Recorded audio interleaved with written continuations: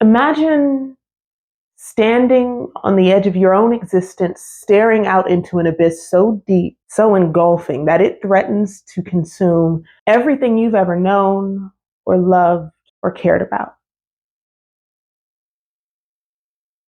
That was me in the fall of 2020 when my world as I knew it came crashing down.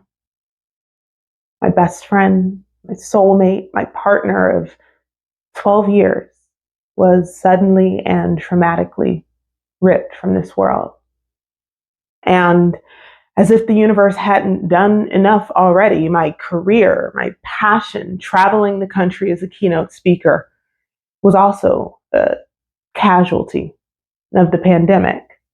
In those days, mornings felt like insurmountable challenges.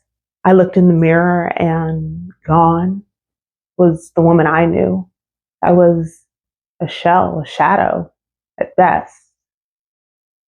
My home was once filled with joy and laughter, and it had become a prison of memories. I was diagnosed with severe depression and an anxiety disorder, labels that all at once felt both like heavy chains that were dragging me even deeper into the depths of my despair and like crutches to my very identity, ones that I would become so reliant on, it felt as though I'd never walk without them again. There were moments, many moments, when choosing life seemed like an untenable position. And then, amidst all this chaos, a friend or maybe a guardian angel reached out. He recommended a tool, a meditation app. I had tried meditation once or twice before. I remember one time Oprah convinced me that doing the Deepak Chopra meditation challenge would change my life. Spoiler alert, it did not. But not because of any failure on Deepak's part, but because meditation just didn't fit my lifestyle. I was too busy and I couldn't sit still that long and I had ADHD and all the reasons why we can't meditate. They were all my reasons. But this time was different because I was desperate. So I took the first step on what would become the most transformative journey of my life. The initial attempts were clumsy. My mind was a battlefield of thoughts and emotions all competing for my attention. But slowly, meditation began to teach me something so profound. It showed me that my pain, no matter how overwhelming, did not have to define my existence. In the depths of my grief, I came to understand the truth about pain and suffering.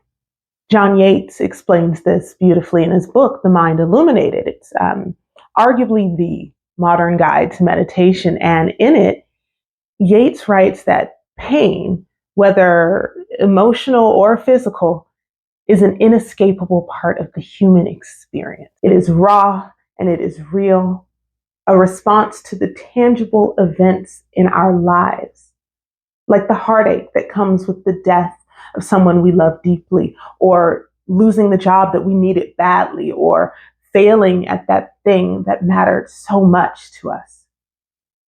Pain is real and inevitable, but suffering is different.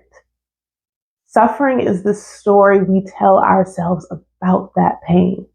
It's the internal narrative that we weave around our hurt, amplifying and extending our own anguish.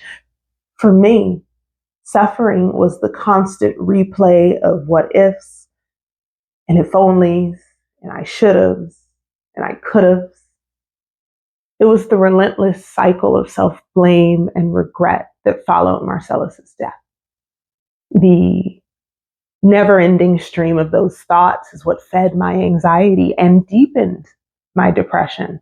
Suffering comes from how we process pain, how we let it shape our thoughts and actions. And we have the power to perceive our pain with compassion and detachment, to break the cycle of suffering by altering our relationship with our own thoughts. Through meditation, I learned to observe my pain, to acknowledge it without letting it control me. And it was like learning to breathe again. And it's not just my experience. Science backs this up. Research shows that meditation can literally rewire our brains, strengthening areas responsible for self-awareness and emotional regulation. A study on meditation as an adjunct to the management of acute pain found that meditation significantly alters the way our brain processes pain signals, reducing not just the intensity of the pain itself, but also the emotional response to it. Meditation reduces activity in the amygdala. That's the brain's fear center, which is often hyperactive in people with anxiety disorders like mine. The scientific evidence resonates with me deeply. Each time I sat in meditation, feeling the rise and fall of my breath, I wasn't just calming my mind for the moment. I was fundamentally altering the neural pathways that govern my response to pain, that created my suffering. Today, I sit before you not as a woman unscarred, but as a woman transformed. The journey through grief is never an easy one, but it is possible to emerge on the other side, not just surviving, but thriving. This path of meditation, of self-discovery has shown me that even in the darkest of times, there is light, there is hope. We cannot choose the pain that life brings our way, but we can choose to rise above suffering. We can choose to live a life that's not free from pain, but free from the hold of suffering. And that, my friends, is a triumph not just of the mind, but of the spirit.